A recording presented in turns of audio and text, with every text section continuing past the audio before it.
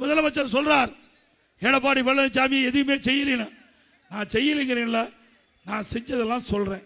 திராவிட முன்னேற்றங்களை ஆட்சி செய்தெல்லாம் சொல்லுங்க.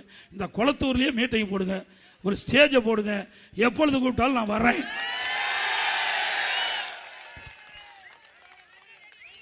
இருந்து 2021 வரை அதிமுக ஆட்சியிலே நடைபெற்ற பணிகள், அறிவிக்கப்பட்ட திட்டம், அதனால் மக்கள் கிடைக்கப்பட்ட நன்மை புள்ளி விவரத்தோடு சொல்றேன்.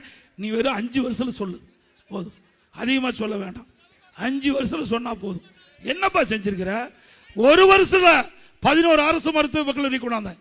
ஒரு ஆண்டுல 11 அரசு மருத்துவக் கல்லூரி மருத்துவமனை கொண்டாந்தேன்.